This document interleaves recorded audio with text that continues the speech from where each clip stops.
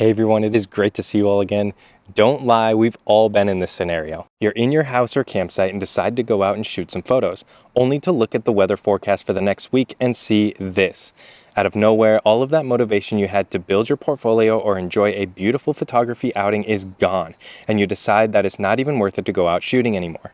Trust me, I have been there. So in today's video, I'm going to walk you through a few things you can think about before deciding not to go shoot in that harsh sunlight, and some post-processing techniques that you can use to salvage those sunny, bright photos. And stick around to the end where I show you how I planned and captured this image in the harsh midday light. I hope you all enjoy. My name is Jalen Oban. I'm a landscape photographer and educator based in the Pacific Northwest. I create weekly videos giving you photo tips or taking you with me on location to give you a behind the scenes look at what I do. If you enjoy the content, I would really appreciate it if you gave it a like and subscribe.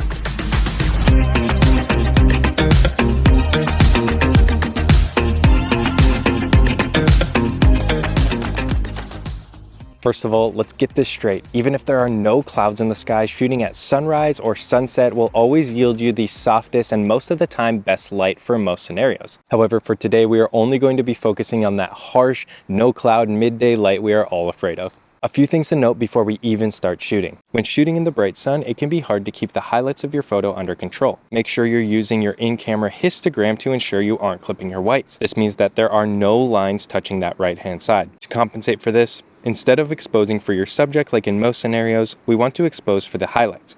Darken down your scene until there are no blown out highlights. Remember, you can always raise those shadows in post, but you can never recover blown out highlights. When editing your images, good practice is to increase the exposure and shadows but lower the highlights. This allows you to bring back that detail in your subject and preserve that detail in the sky. When post-processing, using the dehaze slider to counteract that atmospheric haze that the bright sun can create is a great way to bring back detail to your image as well, whether that is to be applied to your entire photo or selectively to the sky or background.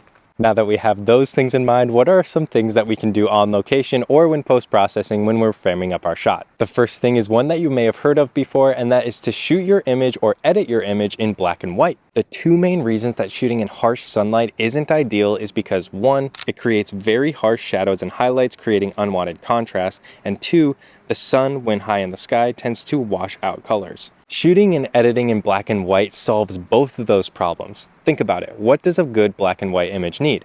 A good composition, good contrast, and one thing that it doesn't need is color. So changing those washed out contrasty photos to black and white can really help create different or interesting images in midday light. My next big suggestion is to keep it simple. Having a busy scene with undesirable light and nasty shadows can be really hard to work with. Try simplifying your scene to have only 1 or 2 colors and shapes, and then experiment with having your subject not relying on the atmosphere to enhance it. Coming up with abstract compositions can be a great way to practice your creativity along with create great images in midday light. The next thing to do when shooting in that harsh sunlight is to simply get out of it. Finding shaded areas or having your subject in the shade while your background is lit up is a great way to find better lighting. Finding the shade can provide you with softer, more desirable light or create nice depth. If you're shooting in a place with lots of trees, for example, look around for places that the sun is peeking through them, creating specks of light across your landscape. This is a great way to find intricate photos within the grand landscape that surrounds you. Try waiting at a certain location for long periods of time so you can learn how the light shifts as the sun rises or falls. By learning the landscape, you're able to learn how the light changes and where it's going to be at certain times so you can put yourself in the right position for when that moment occurs. If you're near a waterfall or some sort of splashing water, try to position yourself between the sun and the water. When facing directly away from the light and directly at the water, it gives you a chance to see rainbows, which can be great for enhancing your image. However, this can require some planning. Using an app like PhotoPills can show you in real time where the sun will be at a given time. You can use this information to your advantage by always knowing where the light is going to be. For this scene, I found a composition that I really liked, but the bright sun was creating ugly shadows across the tree trunk. I also noticed that the sun peeking through the trees created a nice sun star in my image. So I took out my phone and figured out when the sun was going to be near the middle of the tree, not only creating balanced light, but also a well-placed sun star between the branches. After a couple hours of roaming around capturing other photos, I came back to the spot at the scheduled time and voila, a perfectly lit midday image. So I hope you all will learn something from this week's video. If you didn't already know, I started a Discord server for the entire community to come together, share photos, and give feedback. And then at the end of every month, I'll be selecting one of your photos as a monthly contest winner.